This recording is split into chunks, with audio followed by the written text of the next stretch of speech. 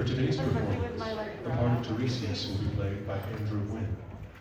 The part of Prometheus will be played by Roberto Canizales. Hello, and welcome to the Chaffey College Theater production of The Birds by Aristophanes. At this time, please silence your cell phone and locate your nearest exit in case of an emergency. Also, please refrain from taking photographs or video recordings during the performance, as it may be distracting to the performers and other audience members. There will be one 15-minute intermission, during which refreshments will be available for purchase in the lobby. Now, sit back and enjoy Chaffey's main stage production of The Birds.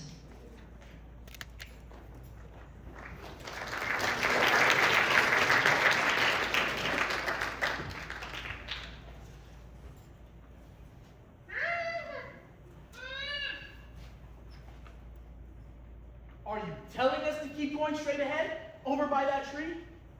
Blast this bird! Keeps croaking for us to head back and go home. Why are we wandering up and down like this? You're such a fool. This endless weaving round will kill us both. Well, I must be an idiot to keep hiking along these pathways, 100 miles at least. And that's because this crow keeps telling us what to do. Are you telling me from here you couldn't make it back to your place? What? I have no idea where on earth we are. We're in a real mess. Well, you could try going along that pathway. We too were conned by that Philocrates, the crazy vendor in the marketplace who sells birds on trays.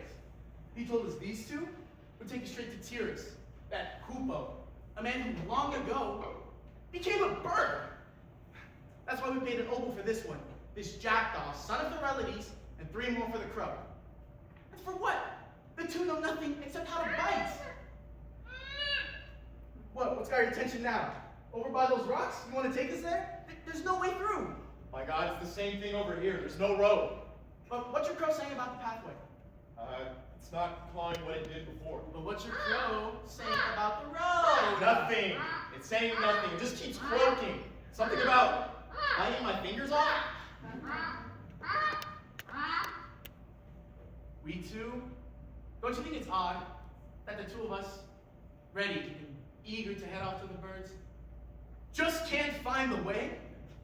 You see, we're not well.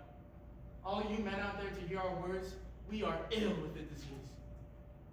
Not like the one which Chaffey suffers, no, the opposite. He's no true citizen, yet nonetheless he's pushing his way in by force.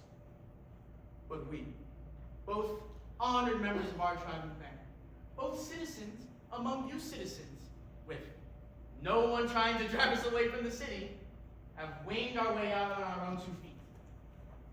We don't hate the city because it's not by nature great and truly prosperous. It's open to all, so they can spend their money paying fines.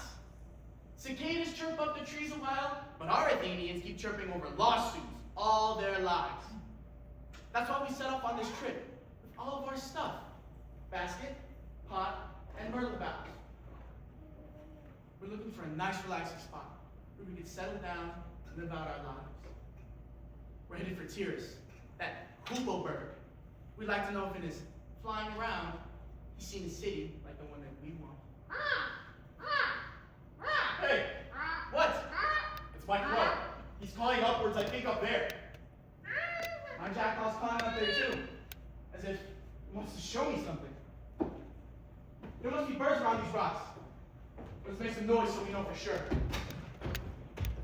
You know what you should do? Kick that rock.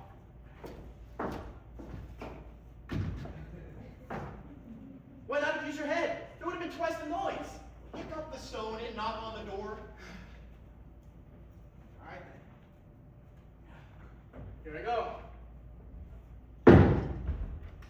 Hey. Hey, boy. Boy! What are you saying? Why even call the hoopoe boy? You should be yelling out, hoopoe ho!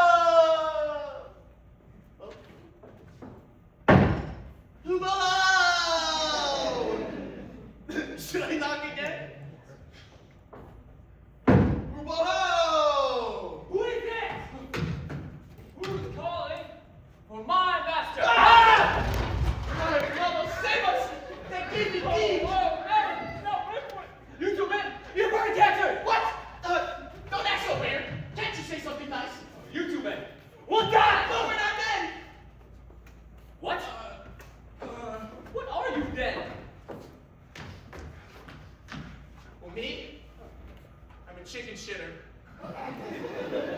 Bolivian bird. That's rubbish. It's not. I just dropped a load down both my legs. Oh. Take a look. And this one here? What kind of bird is he? Me? I'm a, can you, speak? Well, I'm also a crapper fowl. Fast. God knows kind of man who you are. I'm a servant bird. Being by some rooster in a cockfight? No. It was my master. When he turned into a buffalo, well, I prayed that he turned into a bird as well. That way we still have me to serve and wait on him. Does a bird his own butler bird? He does. I think it's got something to do with the fact that earlier he was a man. So, if he wants to taste fish from Palermo, I grab a plate and run off for sardines. If he wants soup, I need pot and ladle and I dash up with the spoon. A runner bird. That's what you are. Well, my little runner. Do you know what we'd like to have you do? Fetch your master for us. But he's asleep. For heaven's sake, his after dinner snooze? He's just had gnats and myrtle berries. Wake him up anyway. I know for sure he'll be annoyed, but I'll do it. Just for you. Ooh. Damn that bird. He scared me half to death. Bloody hell. He's running off my bird. You are such a coward. Were you so scared that you let the jackdaw go? What about you? Didn't you collapse and let your crow escape? Not me, by God. Where is it then? Well, he flew off on its own. Oh, you didn't let it go. What a valiant man. Oh, open this wood, so I may issue forth.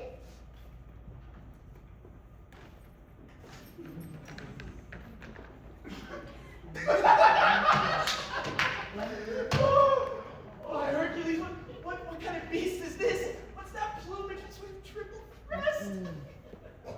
Who are these persons who seek me out? The 12 gods, it seems, have worked you over. Does seeing my feathers make you scoff at me? Strangers, I was once upon a time a man. It's not you that we're laughing at. What is it? It's your beak. To us, it looks quite funny. It's how Sophocles distorts too. That's me. It is tragic. You're serious? Are you a peacock or a bird? I'm a bird. Then where are all your feathers?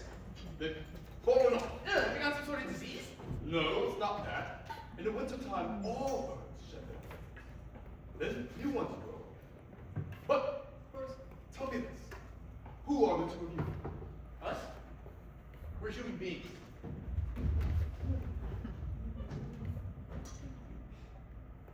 From what race were you born? Origin. In Athens, which makes the finest of warships. Ah, so you're jurymen are you? No. We try our best to stay away from the juries. So why have you come here? What do you want? Talk to you. What for? Well, you were once a man, as we are now. You owe people money, as we do now, and you love to skip a debt, as we do now. Then you changed your nature and became a bird. You fly in circles over land and sea. You know what's known to both birds and men. That's why we've come as suppliants to you, to ask if you know the city where life is sheepskin soft, where we can sleep. Are you looking for a mighty city? More powerful than what Tereus built? Not one more powerful, no. We want one which better suits the both of us. Clearly. Want an Aristophanes? Me? By heavens, no. The sort of scaliness is someone I detest. All right. Well, why don't you go settle down in Elis, near Lepris? Prius? By the gods, I hate that place. Although I've never been. But it's not Lantheus' fault. You can go to the Opuntians. They're in might settle there. Me, Opuntius, not for a talent's weight in gold. What's it like living here with the birds? I mean, you must know it well. It's not unpleasant. First of all, you must live without birds. Ah, so you're rid of one great source of fraud in life. In the gardens, we do enjoy white sesame, the myrrh, mint, and So you look just like newlyweds? Wait, that's it! I've got it. I see a great plan for the birds. And power, too. If you'll trust what I have to say. what do you want to get us all to do? What should you be convinced to do? Well, don't just stand there and fly about in all directions with your beaks wide open. That makes you look despised.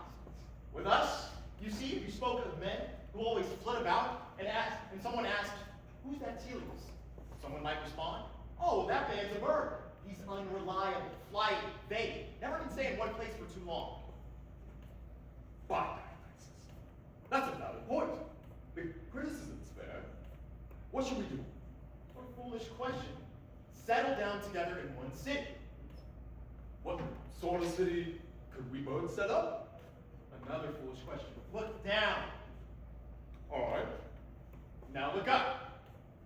I'm looking up. Turn your head around to the side. By Zeus, this would be good if I twist up my neck. What do you see? Clouds and sky. Well, isn't this a staging area for the birds? A staging area. How come it's that? Well, you might say it's a location for them. You see, there's lots of business here, and everything keeps moving through that zone. That's why we call this staging area. So if you were to settle here, fortify it, and fence it off with walls, this whole area could become your state. Then you'd rule over all men as if they're locusts, and annihilate the gods with famine, just like the Milos. How do we manage that? Look between earth and heaven. There's the air. Look, when we want to pass through Delphi, we have to ask permission from the Boeotians. And you should be doing the same. If men make sacrifice, have gods pay you in cash. And if they don't, do not grant them the rites of passage. Then you'll stop the smell of roasting thigh bones moving through an empty city which doesn't belong to them. By herbs, snares, traps, and nets. What a marvelous scheme. Why, I'd never heard of the need of plan. So now, with your help, I'm going to found this city. If the other birds agree. Wait, the other birds? Who's going to lay this business out to them? You can do it. I've taught them all how to speak. Before I came, they could only twitter. But I've been here with them a long, long time. Okay, how do you plan to call them all together? Easy. Inside my thicket here. And wake my nightingale. We'll both call them. Once they hear our voices, they'll come flying. Oh, you darling bird. Well, don't just stand there when I'm begging you. Wake your nightingale. Well, you're in luck, my friend. I've been working, composing a new song.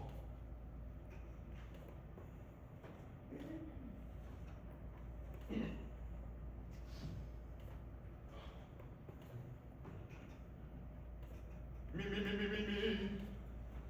Come, my queen, don't sleep so long, pour forth the sound of sacred song. Lament once more through lips divine, for Itis, your dead child and mine, the one we've cried for all this time.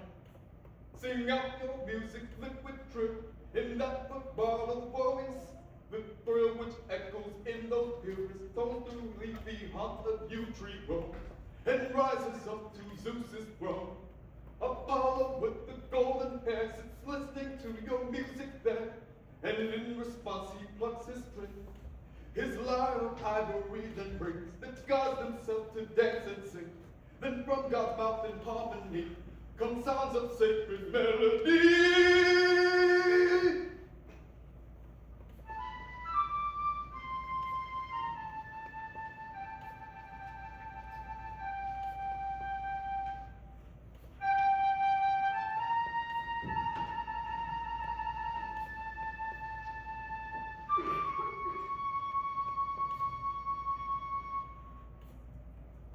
By Zeus. That little birdie's got a voice. She pours her honey out throughout that thicket. Hey,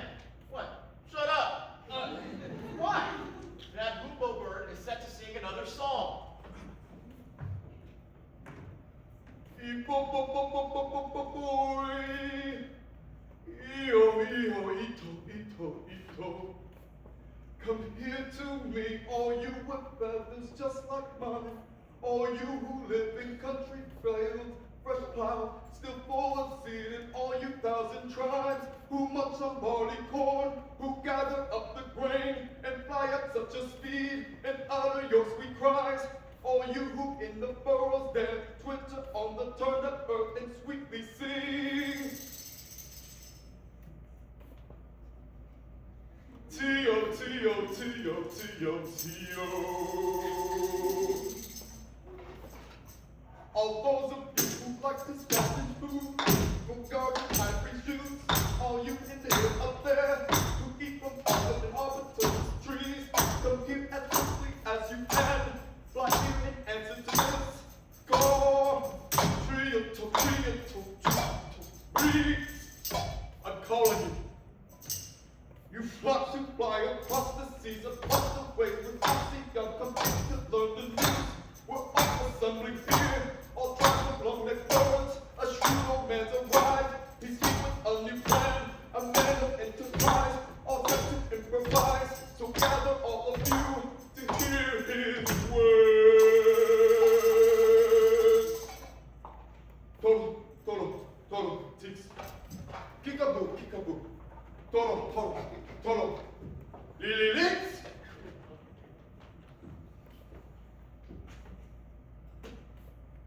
Have you seen any birds yet? No, Apollo, I haven't. Although I'm staring into the sky, not even blinking. You know, I think that hoopoe bird was just wasting our time, hiding like a curlew in that thicket, and screaming out his bird calls like, whoop, whoop, whoop! Whoa! Hey, here comes a bird! God, that's a bird? What kind would you call that? It couldn't be a peacock, could it? Hey, my good man, what kind of bird is that? Not your everyday fowl. The kind you always see. She's a marsh bird. Oh, she is gorgeous. Flaming red. Naturally, that's why she's called Flamingo.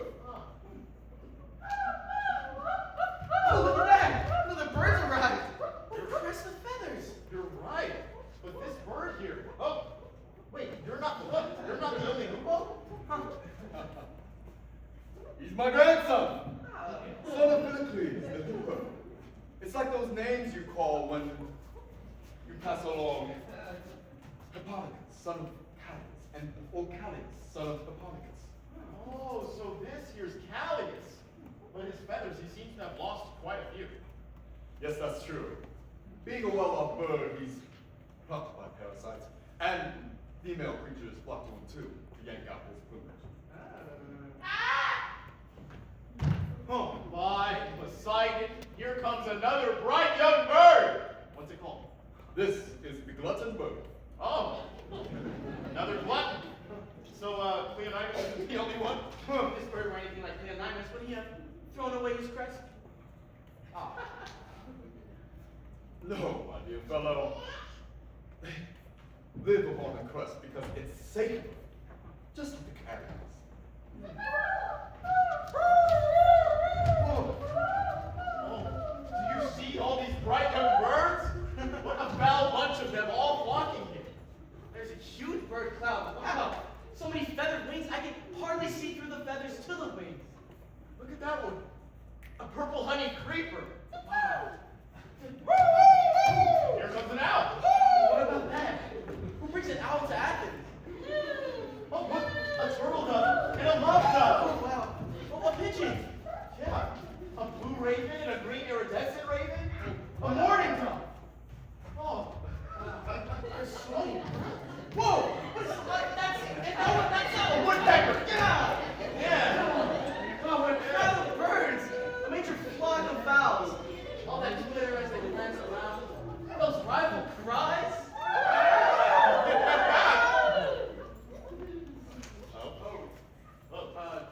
What's the matter? Are they a threat? They're staring straight at us. Their beaks, they're wide open. It looks that way to me.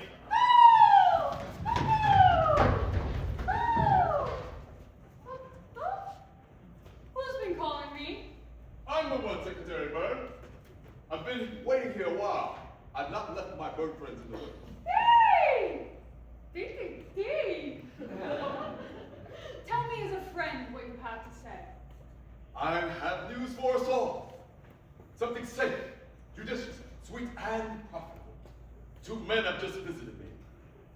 Two suckers. What? What are you saying? I'm telling you, two men have arrived. They've come from a land where human beings live and bring stock of a stupendous plan. You fool! This is the most disastrous thing since I was hatched. What are you telling us? Don't be afraid of what I have to say. What have you done to us? I've welcomed two men in love with our society. You dared to do that? Yes, I did. Indeed I did. And I am very pleased I did so. These two men of yours, are they among us now? Yes, as surely as I am.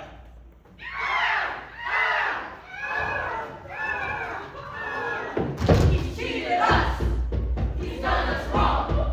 That friend of ours, who all along has fared with us in fields we share, now breaks old laws and doesn't care. Squawk, squawk, squawk, we swore a cat. Of all the birds, he's now trapped us. Deceitful words, so coward those who call our foes. That wicked race, which since its birth was raised for war with us on earth. We'll have some words with that one later. These two men deserve their punishment. I think we should give it now. Let's do it. Rip them to pieces, bit by bit. We're done for. It's all your fault for getting us into this mess. Why did you bring me here? I wanted you to come. So I could weep myself to death. Okay, now you're really talking nonsense. How you intend to weep when these birds peck out your eyes? Let's move into attack and launch a bloody rush. Come in from front and back and break them in the crunch. With wings on every side, they'll have no place to hide. These two will start to howl when my beak starts to eat and makes them food for fowl. There's no more shaded beat, no clouds or a sea, where they can flee from me. Now fight and tear these two apart. Where's the brigadier? Bring up the right wing. That's it. I'm done for. Where can I run? Ah! Why are you saying good? Ah! Here with you? I don't want them to rip me to shreds. Oh yeah, how do you intend to get away from them? I haven't a clue. All right, well, we'll fight it out. Here. Set this wall down. What good's a culvert? It'll keep the owls away from us. What about the horse's claws? Your stick. Stick it in the ground in front of me. And how we protect our eyes? An upturned bull. Here, set this on your head. Oh, wow. What a great stroke of warlike strategy. The military managers are the best. Already better than Nikias. Woo! Keep those beaks level. No holding back now. Pull them, scratch them, hit them, rip their skins off. Go smash that big pot first of all. Charge! Hold on, you wickedest of animals! Tell me this! Why do you want to kill these men and tear them both to bits? They've done no wrong! And besides, they are my wife's relatives, her kinsmen. Why should we be more merciful to them than we are to wolves? What other animals are greater enemies of ours than them? Have we got them targets for revenge? Yes, by nature's enemies. But what if they've come with good intentions? What if they've come to teach you something really valuable? How could they ever teach us anything? Or tell us something useful? They're enemies. Our feathered forefathers' fierce foes. Folks with fine mind find them bold. They can learn a lot. Caution saves us all. We don't learn this from friends. The enemies may burst this truth upon us right away.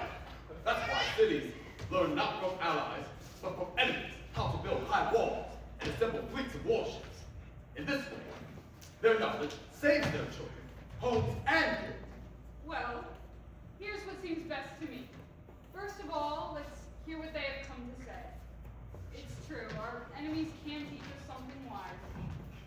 Looks like their anger's easing off. Let's retreat.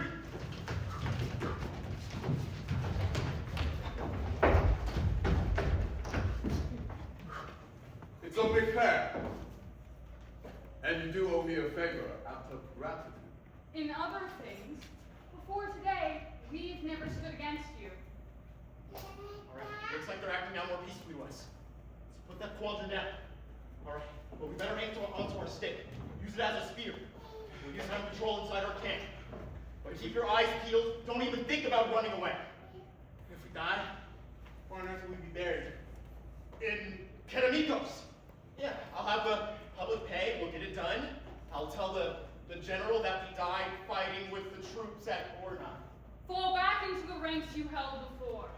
Bend over like well-armed soldier boys.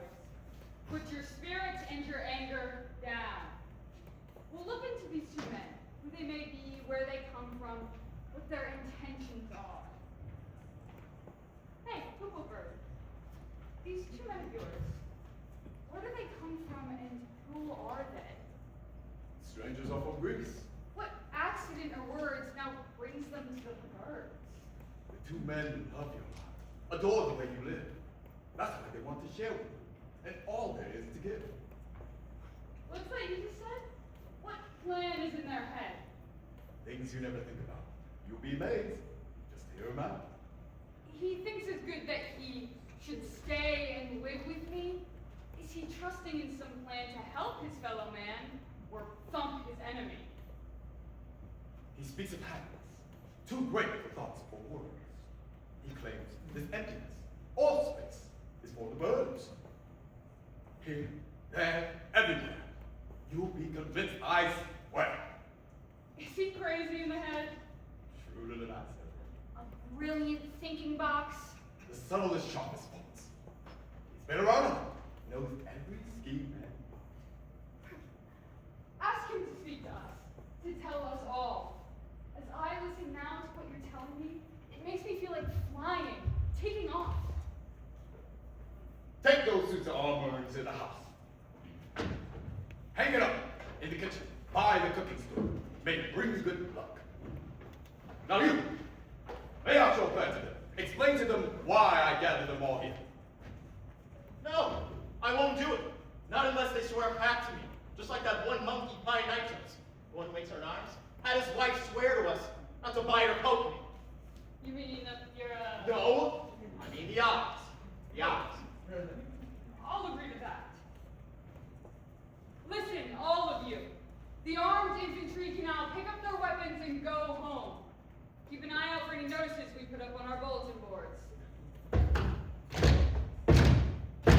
Stand by nature's born to lie. But state your case. Give it a try. There's a chance you have observed some useful things inside this earth. Some greater power we possess, which our dull brain has never guessed.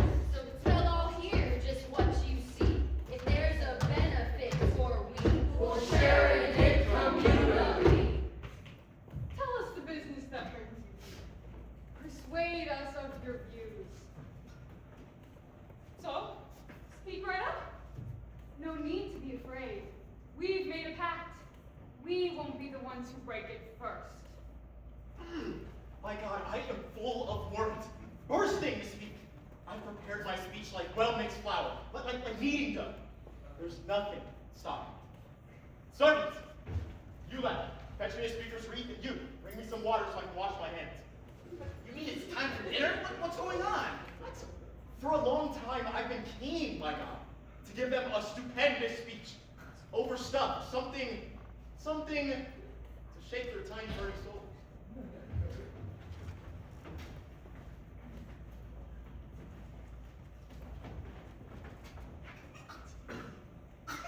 I'm so sorry for you all who once were kings. Kings? Us? What of? You were kings indeed. You ruled over everything there is, over him and me, first of all, over Zeus himself. You see your ancestry. It goes way back before old Kronos and the Titans. Way back before the earth itself. Before the earth? Yes, my Apollo. That's something I never knew before. That's because you're naturally uninformed. You lack resourcefulness. You haven't read Aesop. Aesop's stories tells us of the lark that was born before the other birds, before the earth. But her father then grew sick and died. For 5 days, he lay there unburied. There was no earth. Not knowing what to do, at last, the lark at her wit's end set him in her own head. So now, the father of the lark lies dead in the headline plot. So if you were born before the earth, before the gods, then as the eldest, doesn't that give you the right to rule? Sprout yourselves a beak, for in good times Zeus will hand his scepter back to the birds who peck his sacred oats. You see, way back then, gods, they didn't govern men. They weren't the first to rule. No, it was the birds. And there's lots of proof of this. I'll mention here example number 1, the fighting cock, first lord and king of all the Persians, those Dariuses and Megauses. But since the cock is still the king, he's still known as the Persian bird. That's why the cock still struts around like some Persian king, and on his head, he wears his crown, fully erect. He was so mighty, so strong, that even now, thanks to his power then, when he calls out his early morning songs, all men leap up and head for work. Blacksmiths, tanners, potters, men who fabricate our shields and our lyres, they all lace up their shoes and head off into the dark. I can vouch for that. I had some bad luck thanks to that cock.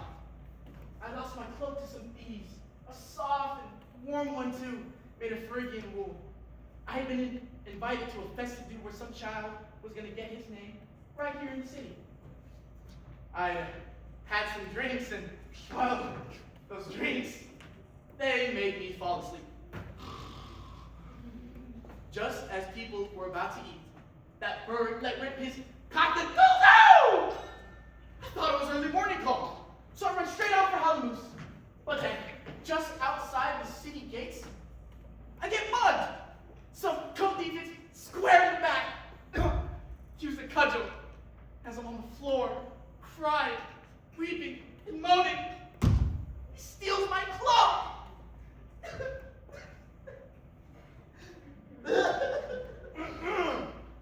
To resume, the kite was king. He ruled the Greeks. King of the Greeks? That's right. And as king, he was the first to show us how to grovel on the ground before a kite. By Dionysus, I once saw a kite rolled along my back. Golden noble down. I had to trudge him home with an empty sack.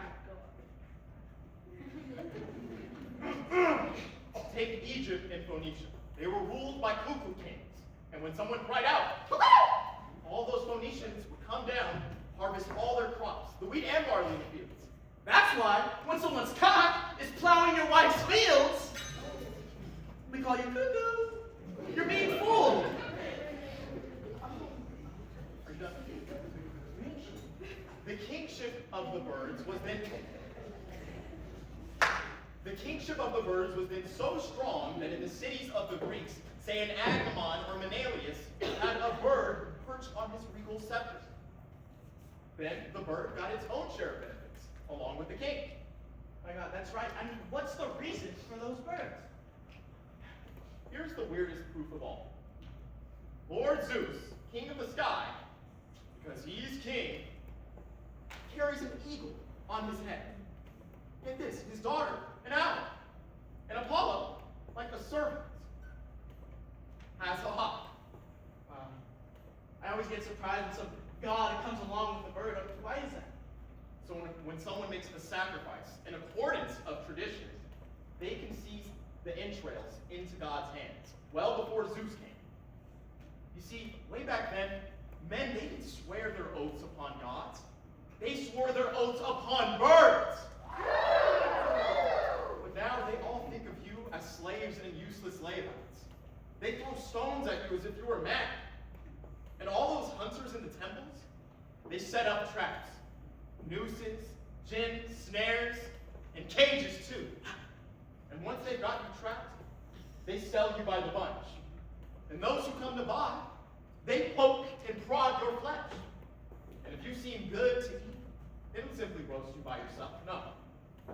They grate on cheese, with oil, and sylvian, vinegar too. Then whip up a sauce, oily and sweet, which they pour on you hot, as if you were a chunk of carrion meat. This human speaks of our great pain. Our fathers say, We mourn again. Born into rule, they threw away what they received. Their fathers swear But now you come, fine stroke of fate, to save our cause. You let me escape. I'll trust myself and all my chicks To help promote your politics. You need to stick around to tell us all what we should do. Our lives won't be worth living unless by using every scheme there is, we get back what's ours, our sovereignty. And the next point I advise you all is this. There should be one single city of the birds. Next, encircle the entire air. All of this space between earth and heaven with a huge wall of baked brick like in Babylon. Oh, Cebrianus and Porphyron, what a mighty place! How well fortified. And when you've completed that, demand from Zeus he give you back your rule. If he doesn't, declare a holy war on him. You see, these gods, they just can't keep coming down here the way they used to with their cocks erect. And if they do, stamp your seal right on their swollen pricks. The next point I advise is this.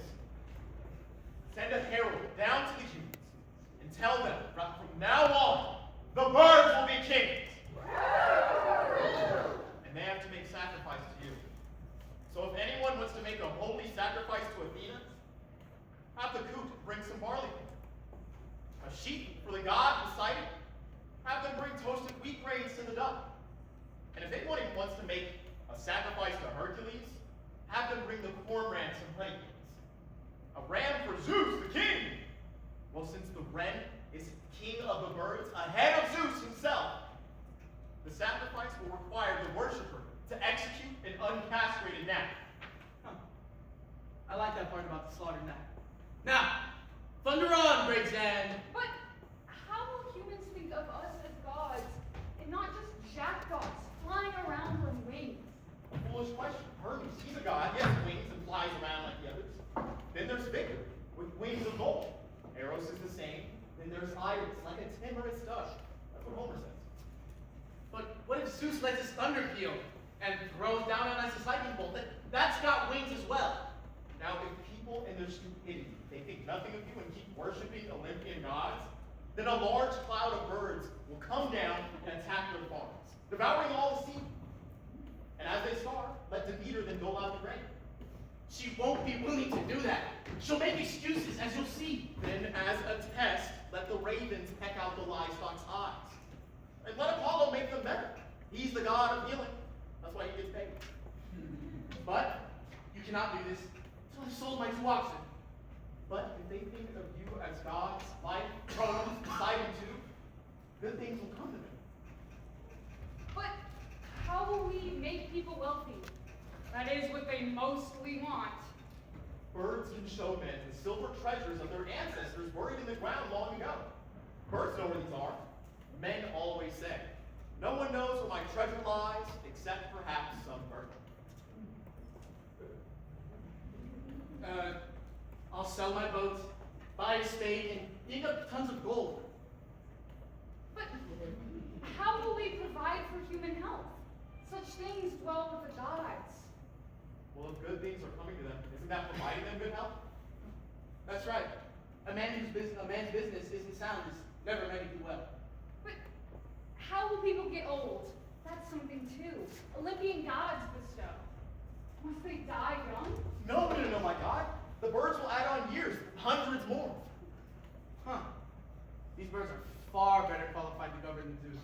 Far better qualified. You see, we don't have to build up holy shrines made out of stone or put up golden doors to decorate their sanctuaries. They live underneath the young growing trees and bushes. So for prouder birds, let an olive grove be their temple. And if we want to make sacrifice, there's no need to go to Amnon or to Delphi. We'll just stand among arbutus trees and oleanders with an offering, uttering our prayers, our arms outstretched. And then from these we'll gain by throwing a few handfuls of grain. Dear wise man, how much you've transformed for me, from my worst enemy into my friend, my dearest friend. These strategies of yours, I'll not abandon them, not willingly. These words you said make us rejoice, and so we'll swear with just one voice, and oath that if you stand with me, our thoughts and aims in unity. Honest. Honest. Just. Sincere. To go against the gods up there, if we're both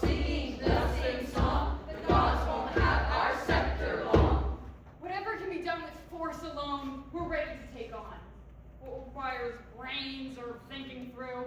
All that stuff's up to you. Well, there's no time for dozing off now or entertaining doubts like Nikki's. Let's get up and add it fast. First, come into this nest of mine. These sticks and twigs assembled here. All right, show us the way. First, tell us your names. That's easy. My name is Mr. Tereus. What about this man here? I'm Euripides from Criolla. Welcome, both of you. Thank you very much. Won't you come inside? Lead the way.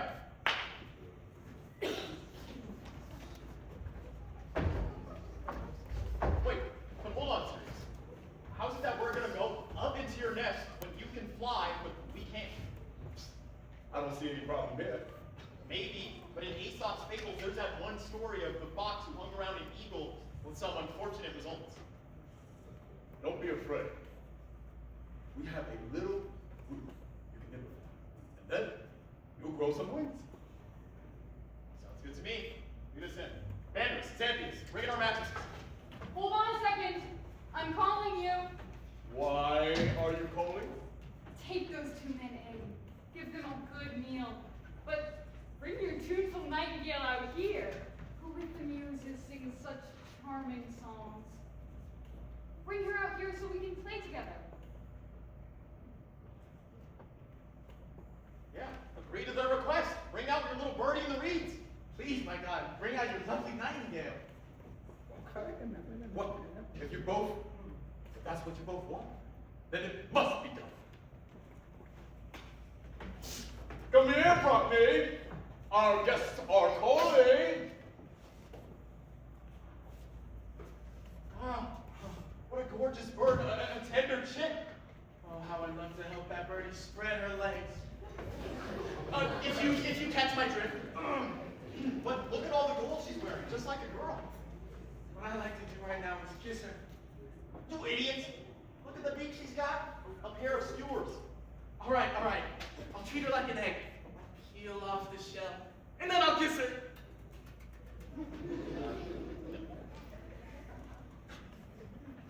All right. Let us get inside. All right, show us the way.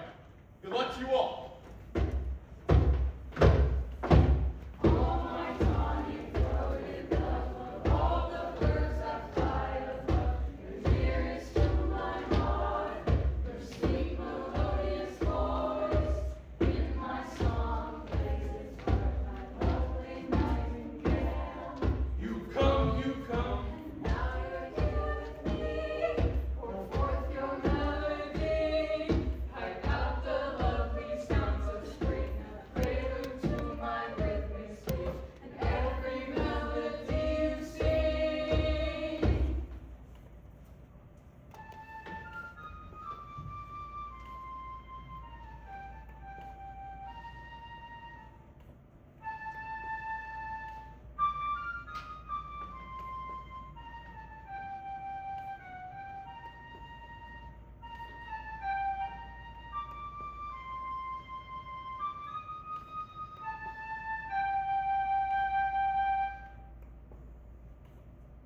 Come now, you men out there who live such dark, sad lives. You're frail, just like a race of leaves. You're shaped from clay. You tribes of insubstantial shadows without wings. You creatures of a day, unhappy mortal men, figures from a dream. Now turn your minds to us, the eternal, deathless, airborne, ageless birds, so you may learn from us the truth about celestial things, about the birds, how they sprang into being, how the gods arose, how chaos, night, and the dark Erebus were formed. About all this, you'll learn the truth. And so, for me, tell Spartacus in future to depart. At the start, there was chaos and night, and pitch black Erebus and spacious Tartarus. There was no earth, no heaven, and no atmosphere. Then, in the wide womb of Erebus, boundless space, black, winged night. First creature born was made pregnant by the wind, once laid an egg. It hatched when seasons came around, and out of it sprang love, the source of all desire. On his back, the glitter of his golden wings, just like the swirling whirlwind. In broad Tartarus, love had sex with murky chaos. From them, our race was born, a first glimpse of the light. Before that, there was no moral race at all. Not before love mixed all things up. But once they bred and blended in with one another, heaven was born, ocean and earth, and all that clan of deathless gods. Thus, we're by far the oldest of all blessed ones, for we are born from love. There's lots of proof for this. We fly about the place, assisting those in love, the handsome lads who swear they'll never bend for sex, but who, as their young charms come to an end, agree to let male lovers bugger them, thanks to the birds, our powers as gifts. One man gives a corcoran, another man a quail, a third one gives a goose, and yet another offers up a Persian fowl. All mortals' greatest benefits come from us birds. The first is this: we make the seasons known. Springtime, winter, autumn. It's time to sow as soon as Crane migrates to Libya with all that noise. He tells the master mariner to hang his rudder up and go to sleep a while. He tells Orestes, too, to weave himself a winter cloak so he won't freeze when he sets out again to rip off people's clothes. Then Kite appears to let you know another season's here. It's time to shear the sheep. Then Swallow comes. Now you should sell your winter cloak and get yourself a lighter one. So, we're your Ammon, Delphi, and Dodona. We're your Apollo too. See how in all your business you first look to the birds. When you buy goods, trade, or when a man gets married. Whatever you think matters in a prophecy, you label a bird. To you, a rumor's a bird. A sneeze or a chance meeting is a bird. A sound's a bird. A servant is a bird. It's clear you look on us as your Apollo. So you ought to make gods of your birds. Your news is prophetic, whose words all year round you've got. Unless it's too hot, your questions will always be heard. And we will run away to a cloud and sit there like Zeus, who's so proud. We're ready to give, hang out where you live, and be there for you in the crowd. Yes, to you, your children and their children too. Will grant wealth and health, good life, happiness, peace, youth, laughter, dances, and festivals of song and bird's milk too. So much you'll find yourself worn out with our fine gifts. Yes, that's how rich you'll be.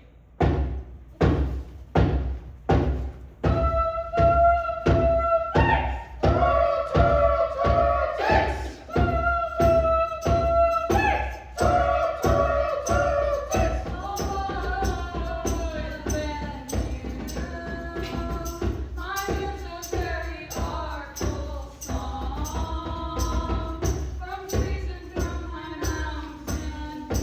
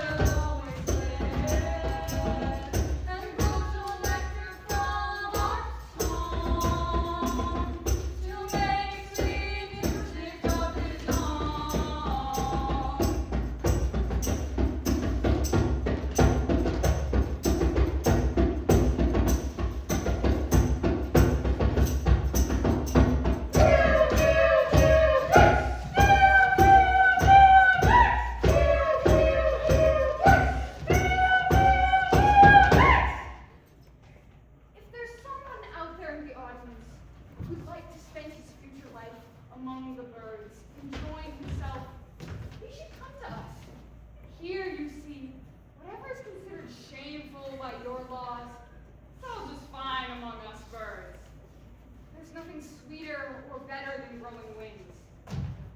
If any of you members of the audience had wings, well, if you were feeling bored or hungry from these tragic courses, well, then you could fly off. Go home for dinner, then once you've had enough, fly back down again. Or if by any chance a Patroclides sits out there among you all, attacked by his infirmary, he need not misconduct himself in public. He could fly off and let her rip. Then take a deep breath and fly back down again. Or if it be the case that one of you members of the audience was having an affair, and you observe her husband sitting here in seats reserved for councilmen? Well then, once again, you could fly off and secure a private heart-to-heart. Then fly back from her place and take your seat once more. Don't you see how having wings to fly beats everything?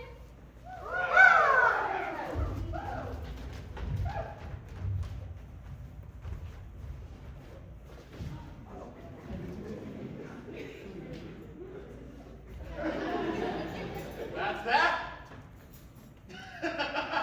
Why, Zeus, I have never seen a more ridiculous sight. What are you laughing at? I'm laughing at you! Have you any idea what you look like? You look like a goose, painted by some cheap artist. Yeah? And you look like a blackbird. Oh?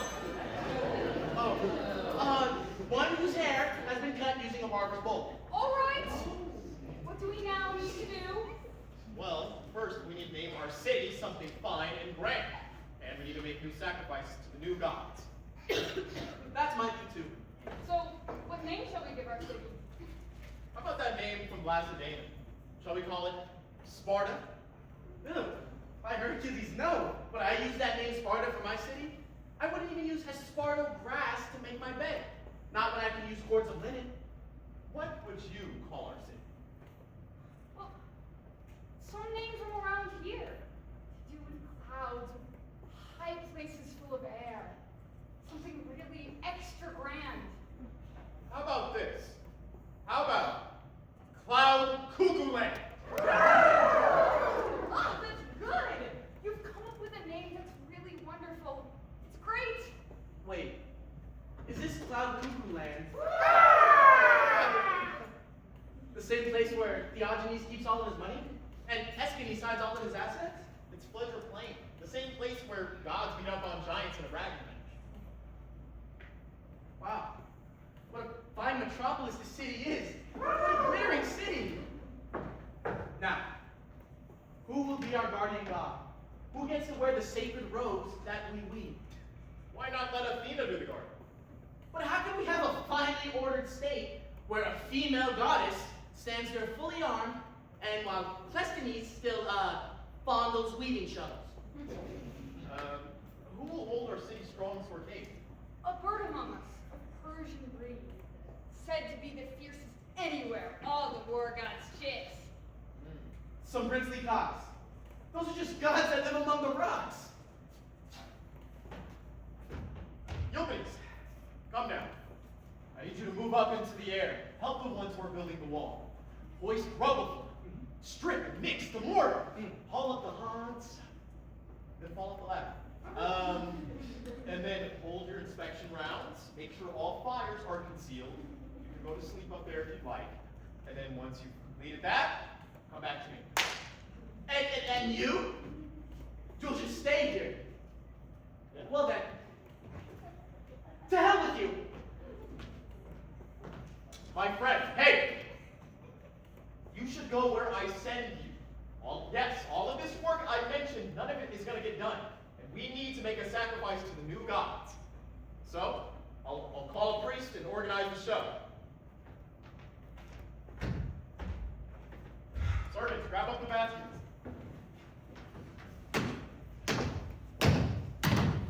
think it's good and I agree. Your notions here are fine with me. A great big march with dancing bronze and to the gods and holy songs. With their benefits to keep, we'll sacrifice a baby sheep. Like the Kohler private union shop, while Herod plays on chorus stop.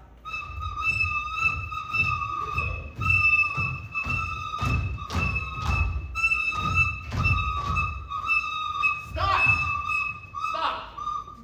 What is all this? I have seen some strange things, heaven knows, but never this. A raven with a pipe shoved up his nose?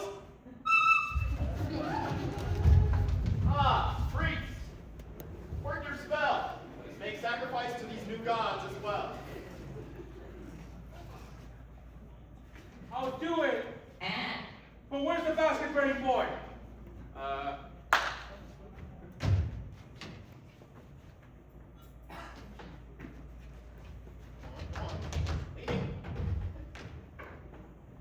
Let us pray to Hestia of the birds, and to the kite that watches over the earth, and to all Olympian birds and birdices.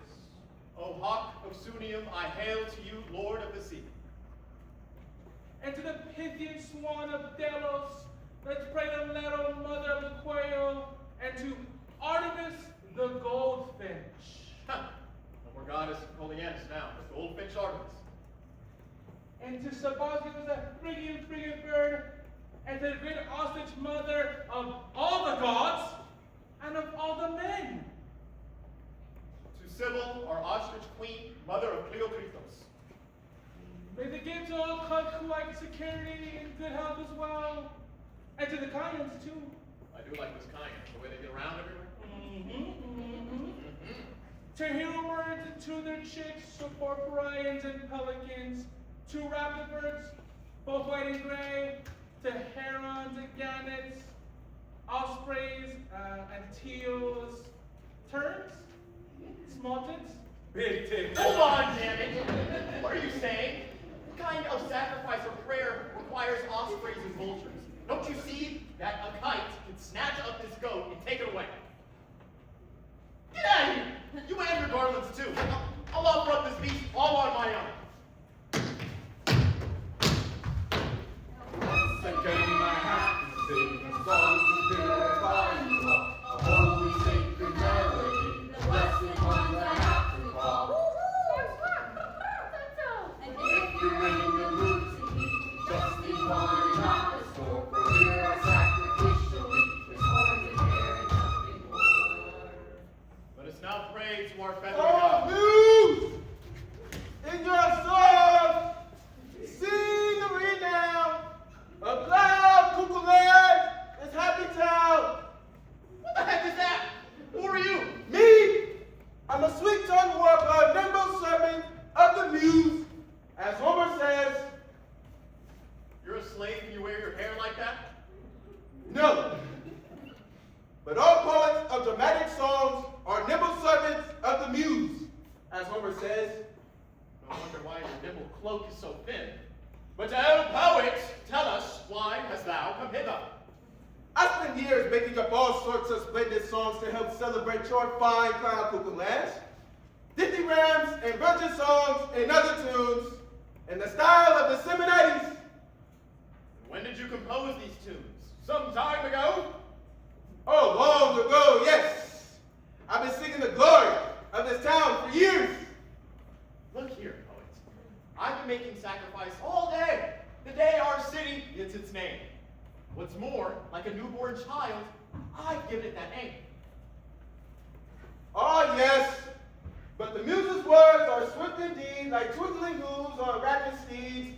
So first, father of a tenant dean, whose name means a lot of holy things, present me something from their grace, whatever you wish, just not your face. This guy's never gonna go away. Unless we give him some tunic and the jerkin on. Take it off. We must assist our master poets. Take this, poet. Look as if you're really freezing cold.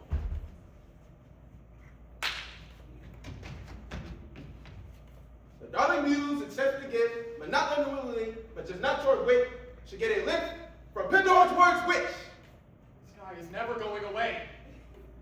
out there, amid nomadic Scythians, wonders from the host in all his shame. He, who has no women garland, shuttle maid, jerking on, but no tunic left to his name. I speak so you can understand. Yes, I understand. You want the tunic too. You, take it off. You have to assist the poet.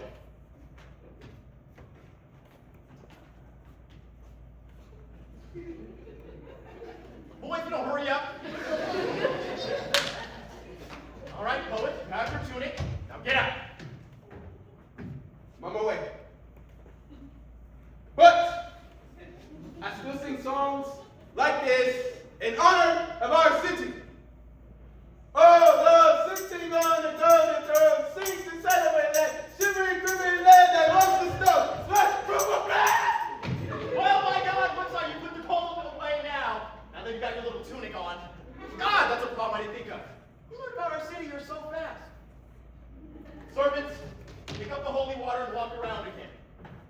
All right, let us all observe a holy silence now. Don't sacrifice that goat! What? Who are you? Who are we? We are oracular interpreters. Oh, to hell with you both. Now, my dear good man, don't despise things divine. You should know that there is an oracle of Bacchus which speaks of your cuckoo-land. It's pertinent. So why didn't you come speak to me about this prophecy sometime I set my city here before? Well, we could. Aristophanes us in check. Okay, I guess there's no point in listening to it now. Go ahead. Whoa. Once great crows and wolves shall live together in that place between Corinth and Ciceron. What's my connection to the Corinthians? It's Bacchus, cryptic way of saying air. First sacrifice of Pandora of white fleece ram, and the first that comes to prophesy our words shall receive a brand new cloak and sandals. And sandals are in there too? Consult the book. Give him the bowl. Fill his hands full with offal. The entrails. Does it say that in there as well? Consult the book. Inspired youth, if thou dost complete here to our command, they shall become an eagle in the clouds. If not, give them meat, who will never become an eagle, serve them, nor a whip. That's all in there as well. Consult the book. Your oracle is not at all like this one. I have Apollo's words. I wrote them down myself. If an impostor comes in without an invitation, a cheating rogue, so keen is he to taste the inner parts, he must be beaten hard between the ribs. You're not reading that. Consult the book. Do not be afraid, an eagle in the clouds, or a great lambkin, or diabetes in the flesh. That's not in there. Is it? Consult the book. Now get out. To hell with you both. Oh, boy! Run off and do your soup game someplace else. Where are your honorary governors? Who is this man? I have come here to Cloud Cuckooland as your commissioner. And as commissioner, who sent you here? Some dreadful paper from that Tereus. Oh. Well, how would you like to receive your salary and leave without doing anything? My God, that would be nice. I should be staying at home for the assembly. I've been doing some work on findings for that. Oh. Okay. Well, take your fee. Here's what you get. What was that? What? A motion on behalf of Spartacus. I call witnesses. He's hitting me. You can't do that. Oh, please. Piss You're a off. commissioner. Take your voting urns with you. Don't you find it weird they're sending commissioners here before we made a sacrifice? If a resident of Cloud Cuckooland should wrong a citizen of Athens, Here comes Scrolls again. Who are you? I'm a statue seller, and I'm here to sell you brand new laws. Oh, really? Like laws. Like this. Residents of Cloud Cuckooland must use the same weights, measures, and currency as those in Fontana. Yow! Soon enough, you can run around. Fix your holding. What's up with you? I'll take your laws and shove off. I summoned this to Tereus to appear in court today. You again? Oh, no.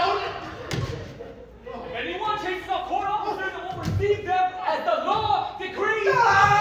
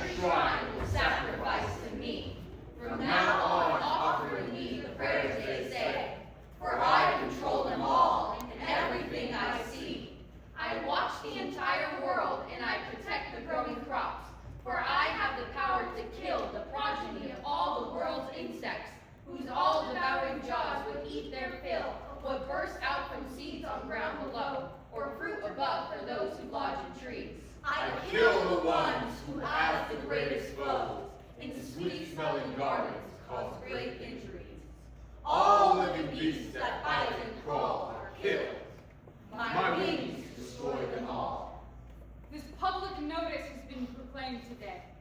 Anyone who kills Diagoras the Melian will receive 1 talent. And if one of you assassinates some tyrant long since then gone, he too will receive 1 talent. So now the birds as well wish to make the same announcement here. If anyone kills Philocrates the Sparrow Man, he will get 1 talent. And if he brings him in alive, he'll get 4. That man strings finches up together, then sells them. A single oboe gets you 7.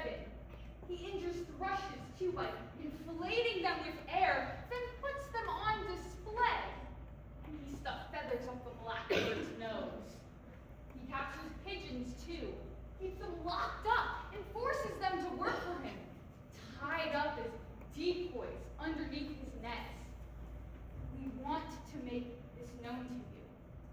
If anyone is keeping birds in cages in your courtyards, we order you, let them go. For if you don't obey, you, in your turn, will be arrested by the birds, tied up, and forced to work as decoys where we live.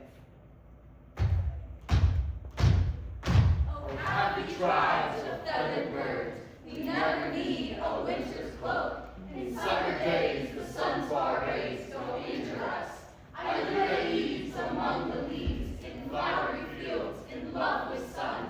Cicadas sing through noonday heat, their sharp-toned song divinely sweet. In winter caves, in hollow spots, I play all day with mountain nymphs. In spring we eat white myrtle buds, our birds retreat in garden places of the graces.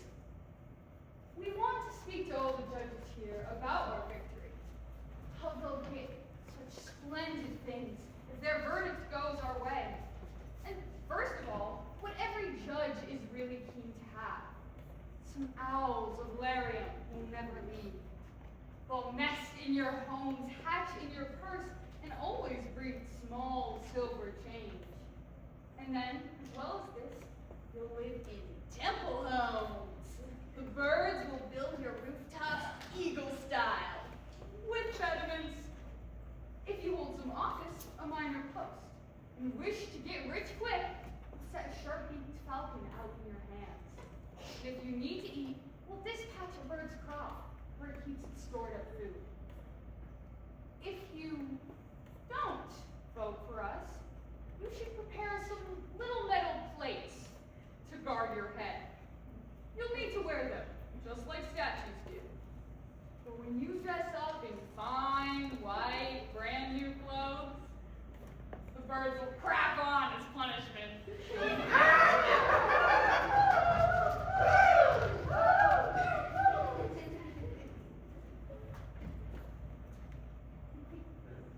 What are you all waiting for? If we're taking our intermission, it's time for yours too. Doodle-doo.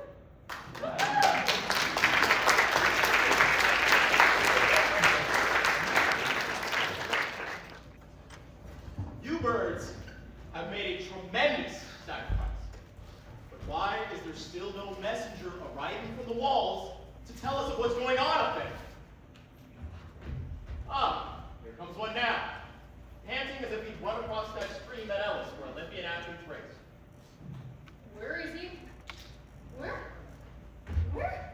Where is he? Where is he? Where? Our governor, Mr. Tereus? I'm here. Oh! The building of your wall, it's done! That's great news. The result, the best there is, the most magnificent, so wide across that the Proxenates of Braggadocio and Theogenes could drive 2 chariots along the top past each other in opposite directions, with giant wooden horses yoked bigger than that wooden horse had tried. My Lord Hercules! I measured it myself. Its height around 600 feet.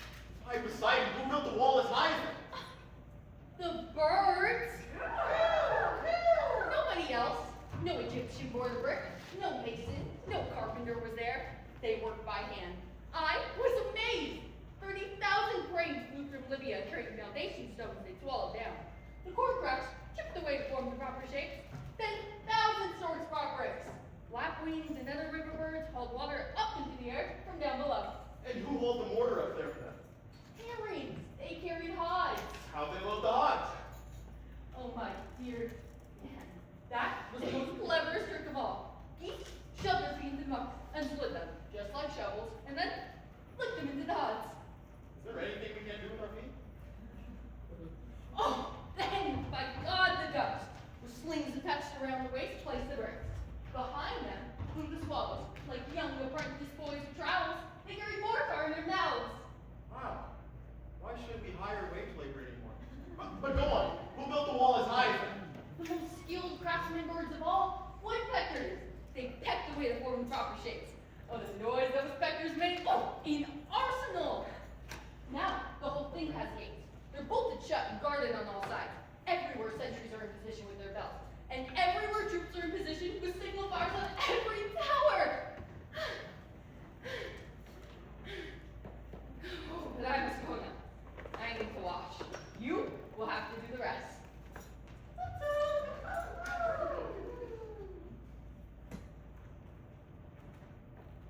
What's up with you? Aren't you astonished to hear the wall's been put up so fast?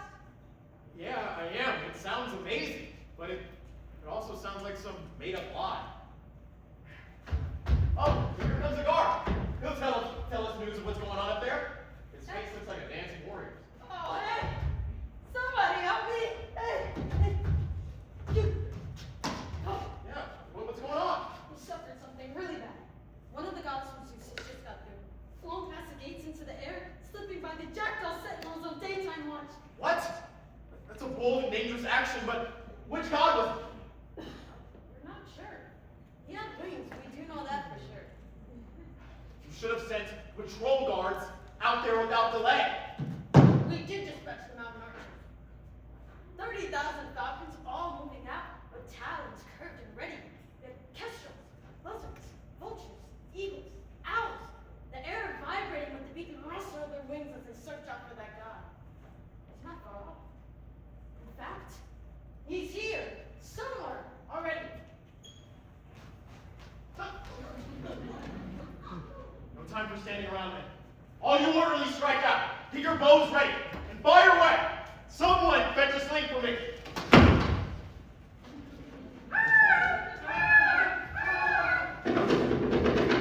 And now the combat starts, a strife beyond all words. Me and the gods at war. Let everyone beware. Protect the cloud enclosing air. Tereus gave birth to long ago. Make sure no god slips through without our catching sight of him. Maintain your watch on every side. Already I can hear close by the sound of beating wings from some god in the sky.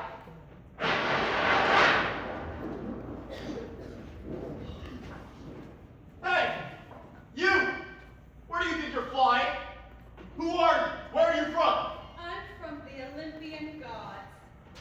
Well, you got a name? You look like a ship up there. Like the Salamania or Nautilus. I'm Fast Iris. Fast like a boat or fast like a bitch? What is all this? Is there a buzzard who will fly up to arrest this woman? Arrest me? Why are you saying such rubbish?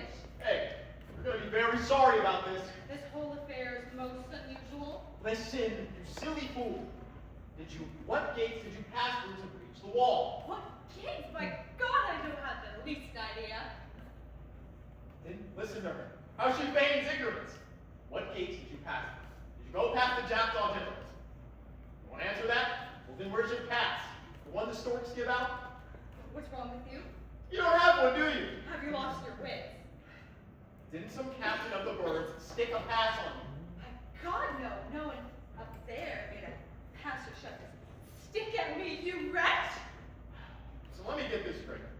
You just fly on in here without a word, moving through an empty space in city which doesn't belong to you. What other route are gods supposed to fly? I have no idea. But not this one, my God. It's illegal. And right now you're in breach of law. Do you know how many irises are around? You'd be the one justly seized and sent to die. But I'm a mortal. In spite of that, you're a god. You gods think you can just come down here and do whatever you want, but can't stand those who are more powerful than you. So tell me, where are you sailing on those wings of yours? Me? I'm flying to men from Father Zeus, instructing them to sacrifice some sheep to the Olympian gods on sacred earth, and to fill the streets with the smells of offerings. What? What are you talking about? Which gods? Which gods? Why, us, of course! The gods in heaven. And you're the gods. Are there any other deities? The birds are now men's gods. And men must make sacrifice to them and not by God to Zeus. Thou fool! Stir not the awesome minds of gods. Let justice be the mighty man of great Zeus destroy your grace completely. And may smoke filled flames from Lycimian lightning bolts burn into ash your body and your home! Listen, woman! Stop your spluttering. Do you think you're scaring off anyone with such threats? Look, if Zeus keeps pissing me off, I'll burn all his homes down. I'll send Orpheans dressed in leopard skins up there to war on him. And as for you, you keep on annoying me, guess what? I'll knock your knickers off. Yeah, you'd be surprised how strong enough I am to ram your whole 3 times. I'll blast you, you wretch, and your obscenities. Well, go away! Shoot! My father won't stand for insolence like this. He'll stop you! Just get out of here! Fly off and burn someone else to ashes!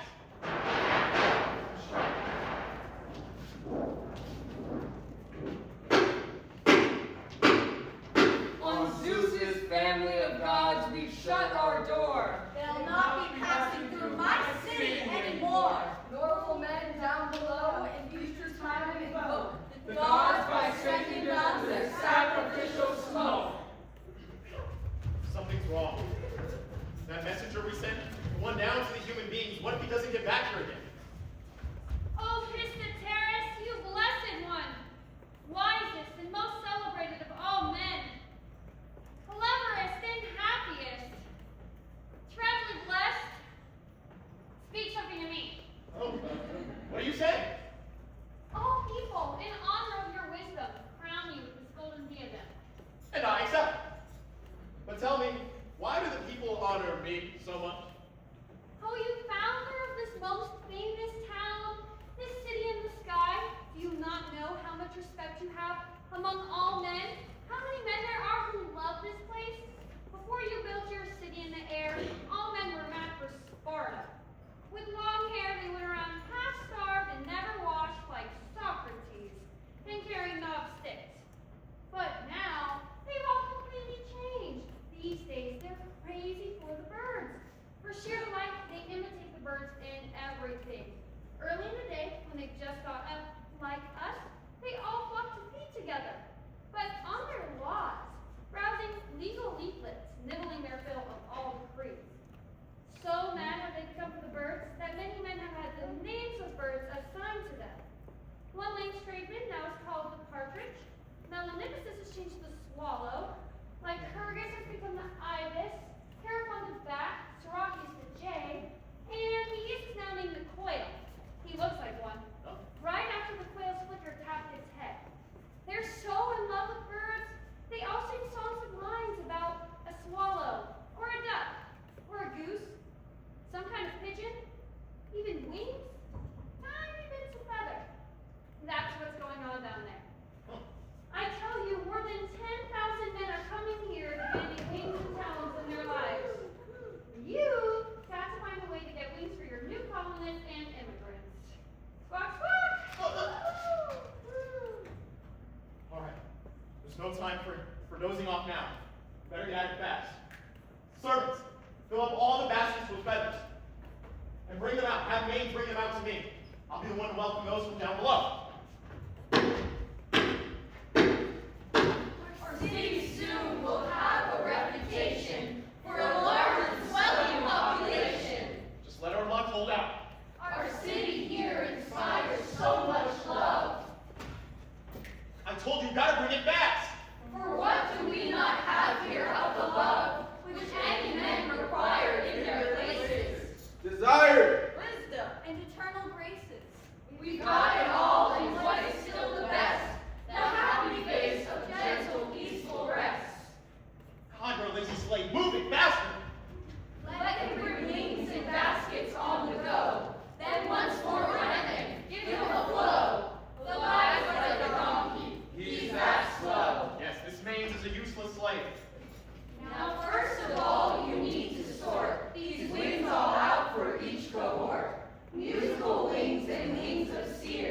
Wings for the sea, you must be clear. You need to look at all such things when you give every man his wings.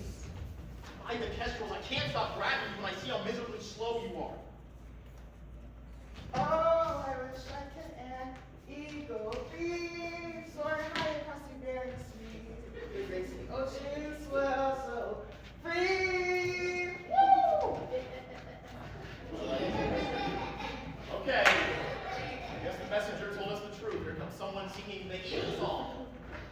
Damn it. There's nothing in the world as sweet as flying. Guessing you've come to get some wings from us? Yes, I am in love with all of your bird ways.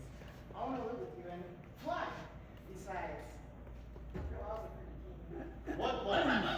Birds have many laws. All of them, but I really like the one which says it's alright for young birds to beat up their old man. Yes, yes! We think it very manly when a bird, while still a chick, beats up his dad. That's why we're looking here. I love to shake with my father. Yeah, I see. But there is an ancient law inscribed on stone in tablets which says, when a father stork has raised up all his young, and when they're ready to take off from the nest, they in their turn must care for it. So coming here has been no use. By God, I've got to feed my father too. No, my good young man. You come here in all this faith. That's a long way. I'll give you some wings. But first, let me give you some advice. Something I learned when I was just a lad. Do not thump your dad. Hold it. Take your wing here. Hold this first tight. Think of this crest as from a fighting cock. Stand guard, go on and march, and let your father live. You like to do fighting. Fly off to Thrace or other fighting territories. By Dionysus, I think the advice you give is good. I'll do what you say. And now, by Zeus, you're talking sense. Grow up some wings. To all in place, on high, with my wings, I can fly.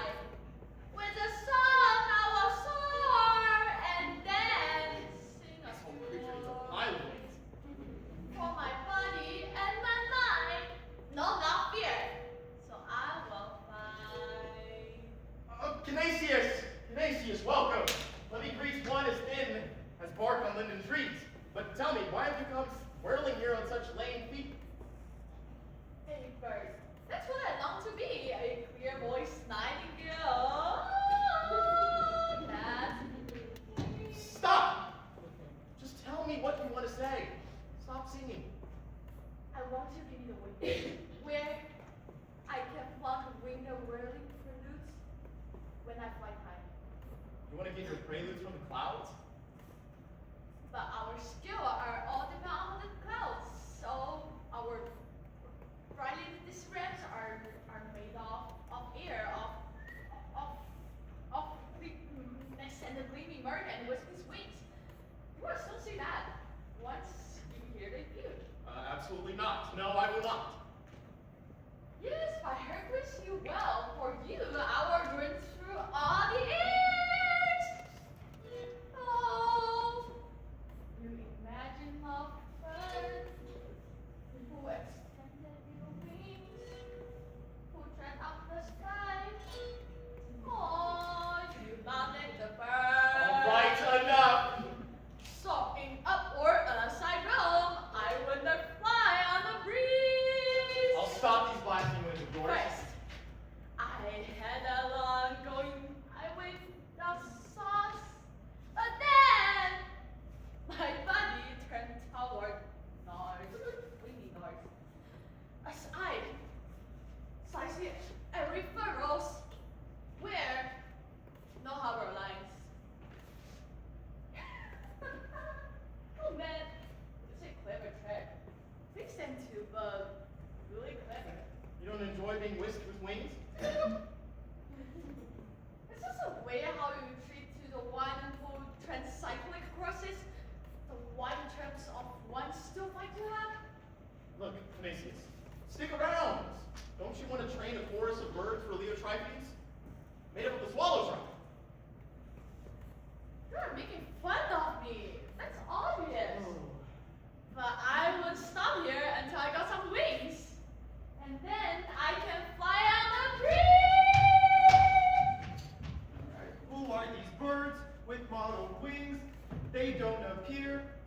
nesting. Oh, dappled swallow with extended wing. Here comes someone else singing to himself. Oh, long and dappled wings I call once more. I guess his song is about his cloak. Looks like he's gonna need a lot of swallows to bring in the spring. Where's the man who's giving away the wings to all who come here? He's here. But tell me, what do you need? Wings. Wings. I need wings. Don't ask me that again. Okay. You intend to head off for play? No. Okay. I'm a summon server for the islands. An informer, too. Oh, you're a lucky man to have such a fine profession. And I hunt around to dig up lawsuits. That's why I need wings, so I can roam around delivering summonses in allied states. But if you're equipped with wings, won't that make you more skilled in serving men? No, I just came being hurt by pirates. And then I could return home with the cranes once I've stolen many lawsuits and to serve as burlesque. Is that what you do for work? Tell me this. You're a strong, well, you're a young lad. But tell me, don't you just slander strangers for a living? What can I do? I never learned to dig. But by God, there are other decent jobs out there. More honest ways for a young lad like yourself to earn his way, instead of launching more lawsuits. My good man, don't keep lecturing me like this. Give me some wings. I am giving you some wings. I'm doing it right now as I talk to you. How can you put wings on men with words? With words, men can give themselves wings. All men. Yes, that's what I'm saying. Look, haven't you been to barbershops? You know how fathers talk of their young sons? Example. It's dreadful how that diabetes speech has given my son ambitious wings. Another says, oh, my young son, he wants to flutter over his tragedies with his wings and sing. So with words, they're really giving wings. Yes, that's what I'm saying, and that's what I want to do for you. I want to give you wings. So, because men's minds with wings they're raised. Men can soar. And I want to give you wings. So then you can give yourself a better lawful occupation. But I don't want to. What? What do you mean you don't want to? What are you going to do? I'll not disgrace my folks. Inform me. That's my family's profession. Huh. So give me now some fast-talking winged orchestras, then I can serve my paper on those corners, lay the charges here, and fly back there again. Okay. So what you're saying is the case is judged before the stranger gets here? That's right. You understand exactly what I do. And as he travels here by ship, you come to seize his property. You've said it all. I've got to whip around just like a whirling top. I understand. A whirling top? Hold on. I've got some wings. They're the finest. From Corsia. Here. How's that so whip you've got? No, they're a pair of wings. And with these, I'll make you spin around all day. It's gonna hurt. Yeah, get out of here, you rascal. I'll show you legal tricks and sharp ones, too. Grab up everything and let's head inside. When we fly, we often spy strange, amazing spots. There's a tree grows far from us, simply called Cleonos, a useless tree without a heart, immense and vile in every part. It always blooms in early spring, bursting forth with everything that launches legal quarreling. And then in winter's time it yields, shedding foliage as shields. There's a land ring by the dark, a gloomy wilderness, where heroes meet and with men eat. Men live with heroes in that place, except at dusk, when it's not safe for the two of them to meet. Men who in the nighttime greet the great Orestes, our shipfare. He strikes at them and leaves them there. And so without their clothes they lie, paralyzed on their right side. Oh, dear, dear, dear. I pray Zeus doesn't see me. Where is Christa Tereus? Who is this? Why so muffled? Have you seen any gods that may have trailed me here? Oh my God, but who are you? What time of day is it? I think it's a little afternoon. Quitting But who time, are you? quitting time or later? You're pissing me off. What is Zeus up to? Is he scattering the clouds or bringing them together? You're a total fool. All right then, I'll unwrap. Oh, Prometheus, my friend! Keep quiet. Sorry. What's the matter? Quiet, don't shout my name. If Zeus sees me here, then I'm done for. I'll tell you this. Take this umbrella, hold it high above our heads. That way no God can see us. Oh, what a smart precaution. You see that fortified, just like you, Prometheus. Okay, but come over here. Now we can talk without a word. Then listen. I'm listening. Speak up. Zeus is done for. And when was he done in? It happened when you colonized the air. Since then, no humans have made any sacrifice to gods, and has since stopped the smells of roasting thigh bones from rising up from down below. So now we must fast, as if it's time for Desmophoria.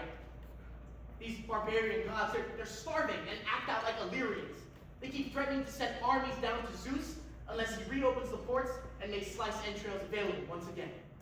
Wait, there are other gods, barbarian ones, above you? Barbarian deities, of course. That's where Exegestes derives. And what are the names of these barbarians? They're called Tribalians. So that's where we get the phrase, "A god's got me by the balls." You got that right. Let me tell you this. Ambassadors are coming down to you to negotiate peace. But don't agree to them unless they agree to give Zeus' scepter back to the birds and to give you, Zeus' princess, to be your wife. Huh. Tell me, who's this princess? Oh, she is so lovely. She's the one in charge of Zeus's lightning bolt. In charge of all his assets. Yeah. The dockyards. Smooth talking speech, and she pays his jurymen 3 obols each. So it's in Zeus's name. She's in charge over everything. That's right. And that's why I've come to tell you this. I have always been a friend to human beings. Yeah, it's thanks to you that we can fry fish. I hate all gods. But you knew that. Heaven knows it. It's in your nature. All right then, I must get going before Zeus thinks I'm chasing off some bastard girl.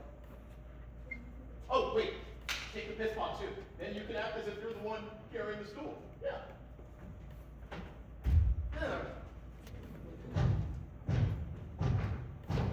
By that tribe of men with such huge feet, They use them for a shade retreat. There stands a lake where Socrates feeds the seamen souls that unwashed cheese. Highlander went there to find out the spirit his life had been without. A big young camel he did slay, then like Odysseus snuck away. By camel's blood to that place drawn, up house and back, it's Terracon.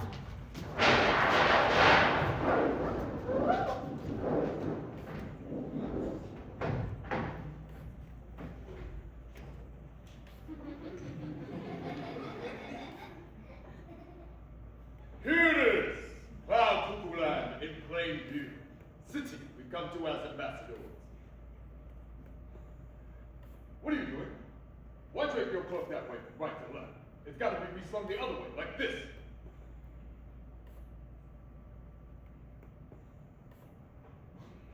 You fumbling idiot. A born Laespodius, that's what you are. Oh, democracy. Where are you taking us when God voted a clumsy oath like this? Keep your hands still!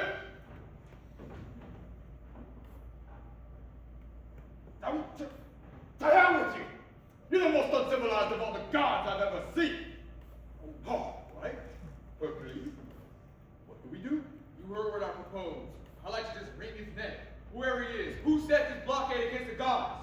Don't you forget, my friend, that we've been sent as envoys to negotiate that. That just makes me want to throw them twice as much as I wanted to before. The cheese, can someone bring it? The grater as well? The silphium too. Come on, fire up the coals. Greetings, mortal. We 3 are gods, and we salute you. But I'm grating cheese and silphium right now. What kind of meat is this? The meat is from birds who have been sentenced and tried for going against the foul democracy. Is that why you traded silphium all over them before doing something else? Oh, hello there, Hercules. What's up? We come as envoys, sent down from the gods to negotiate the terms for peace. There's no oil left in that? And Burby should be listening with lots of oil. We gods gain no advantage from this war. If you and yours were friendly to the gods, you'd have water from the rain on your palm. Halcyon would be here all the time. We've come with total powers and such things.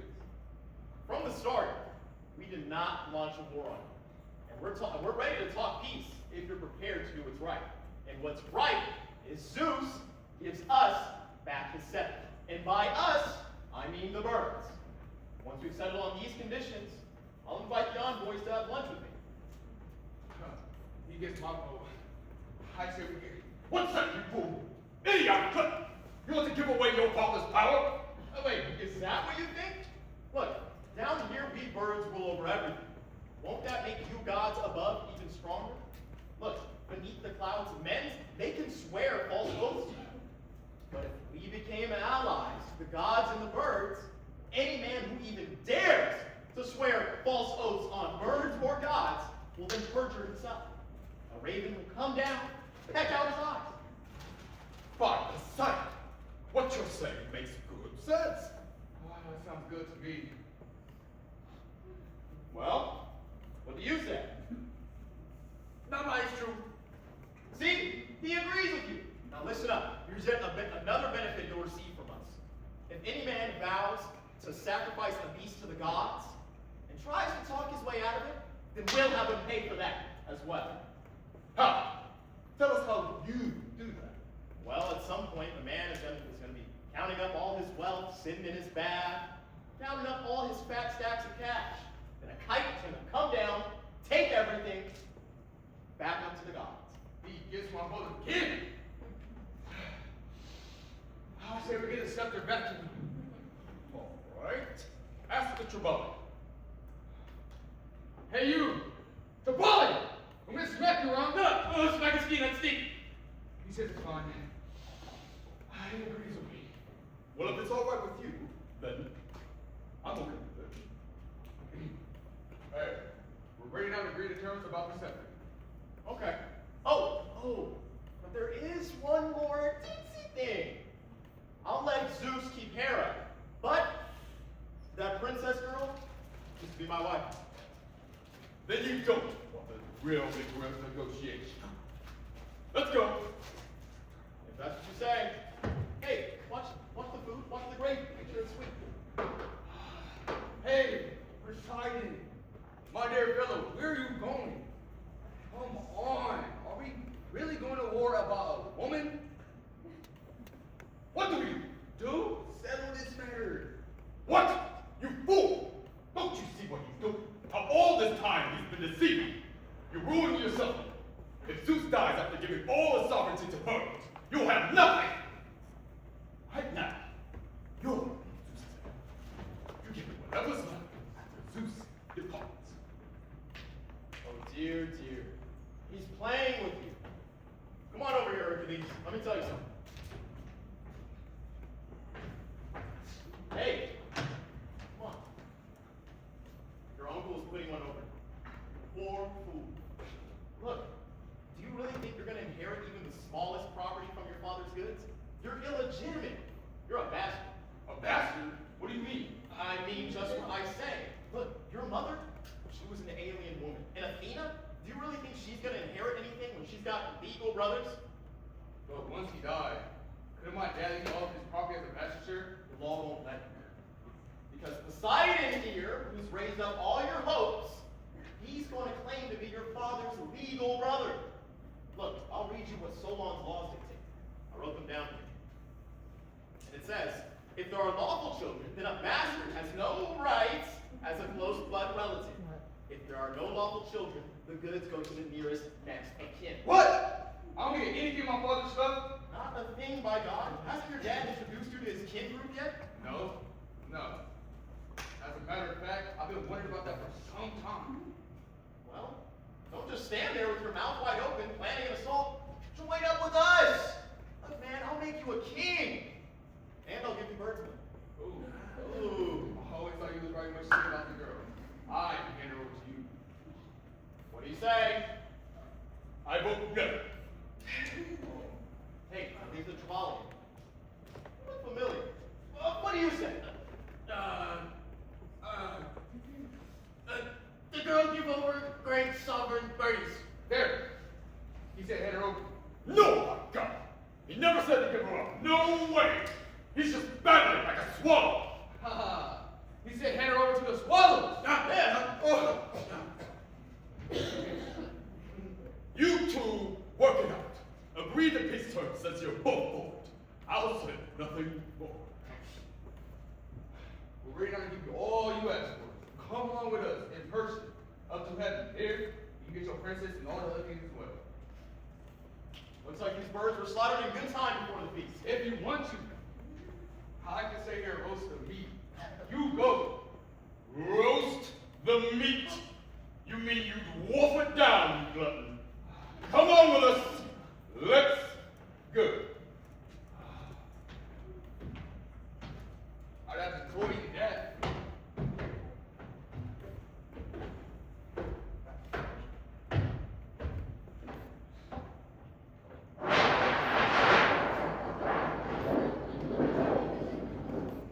Well then, no time for standing around. Servants, clean up. Get me ready for my wedding.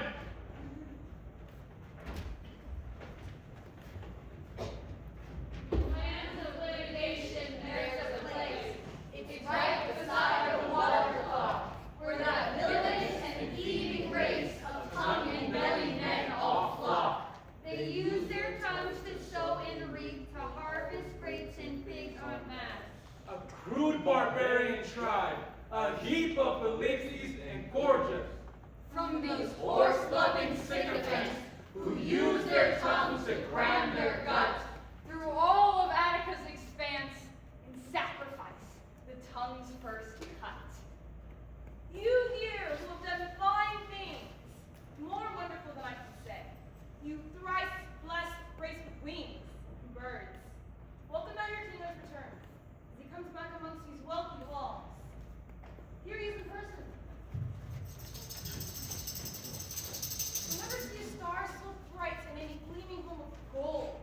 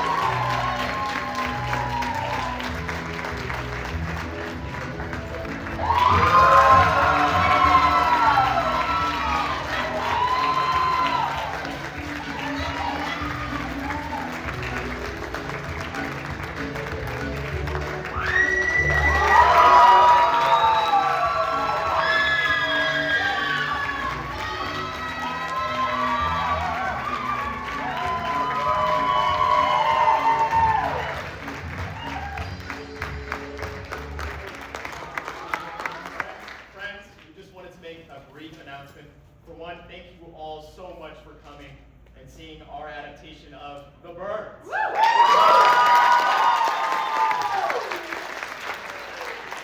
to thank the cast and crew as well, our amazing tech team for making everything happen, and for our lovely cast as well. But most of all, we want to give thanks to a person who's very special, who made this adaptation happen, who brought out her vision. We thank her for her patience, for everything. We'd like to bring out Christa Havenhill.